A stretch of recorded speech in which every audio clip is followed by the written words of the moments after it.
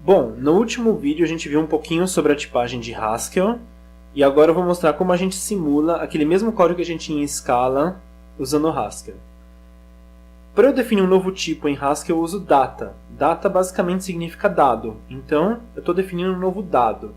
Esse meu dado ele chama tuple, ele é polimórfico em dois elementos, A e B, por exemplo. Então eu recebo qualquer tipo aqui, e ele tem construtores. O primeiro construtor é empty, o segundo é que ele é um one de A, e o terceiro é que ele é two de A e B.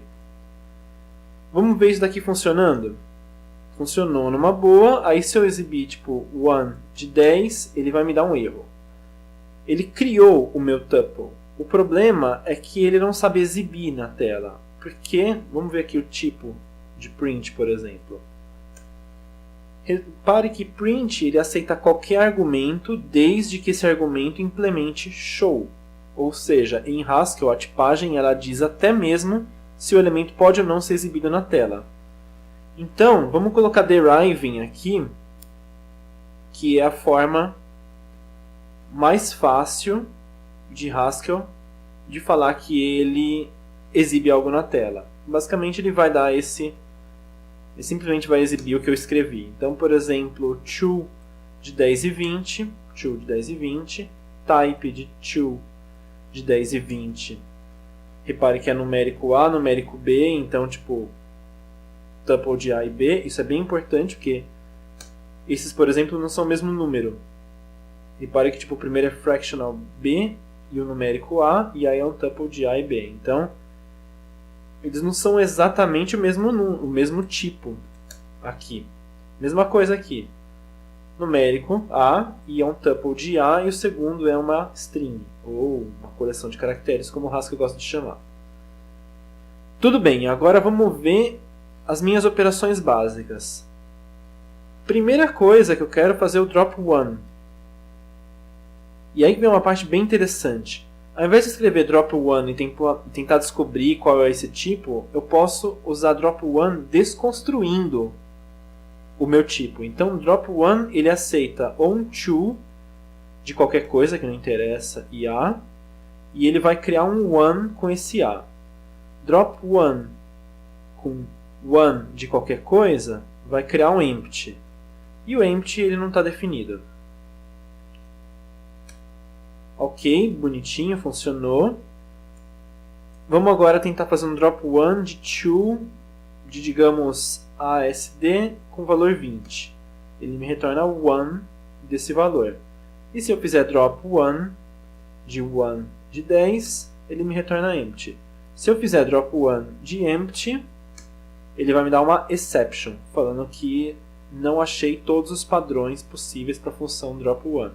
Se a gente não quisesse essa exception, basta a gente implementar para empty. Então, drop one de empty é a mesma coisa que empty. E load. Drop one de empty é empty. E agora a gente fechou absolutamente todas as possibilidades de tipagem. E ele não vai aceitar absolutamente mais nada que não esteja nesse tipo.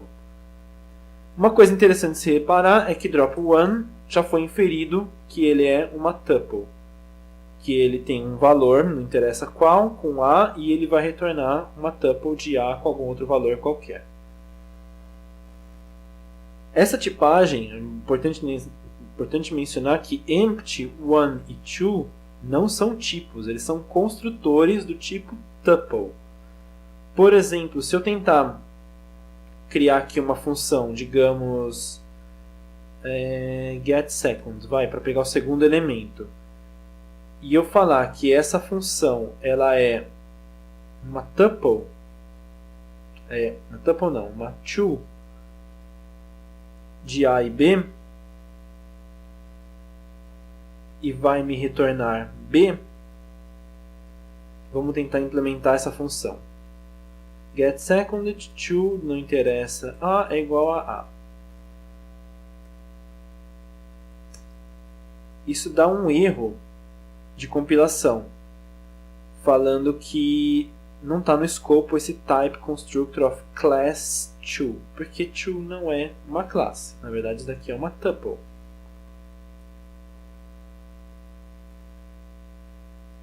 E agora ele compila e getSecond, nesse caso, de 2, 10 e 20, retorna 20.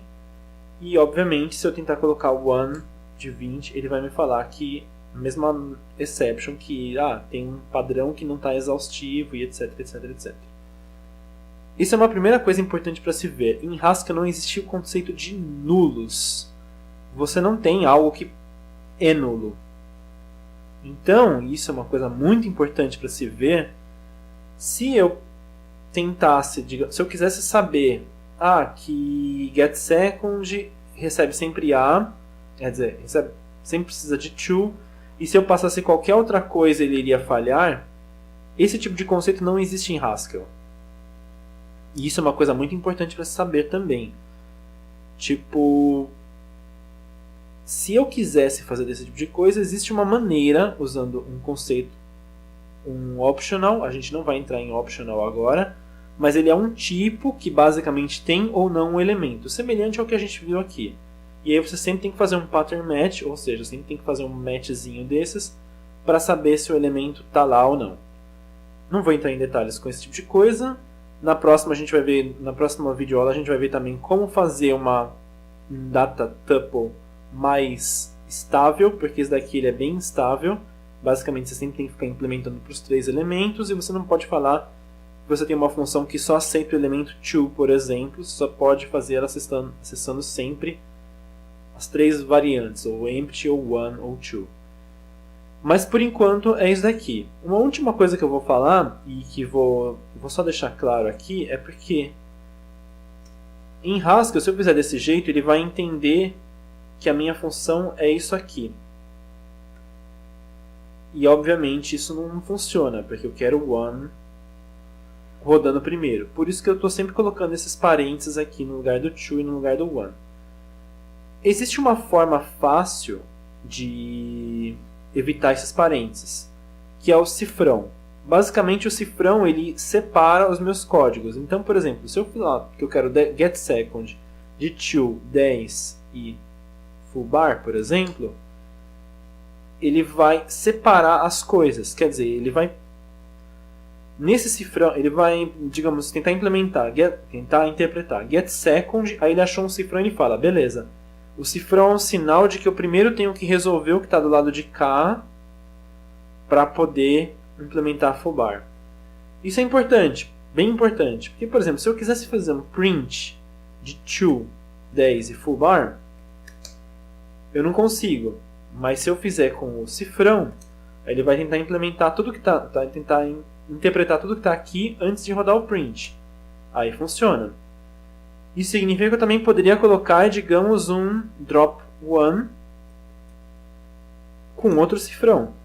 E aí ele basicamente está falando, imprima, só que antes de começar a rodar o imprimir, veja o que está aqui desse lado, tenta interpretar esse lado. Aí ele começa a interpretar, drop one, aí ele vê o cifrão e ele fala, ok, então interpreta primeiro o que está aqui, dado esse resultado, põe no drop one, dado esse resultado, põe no print.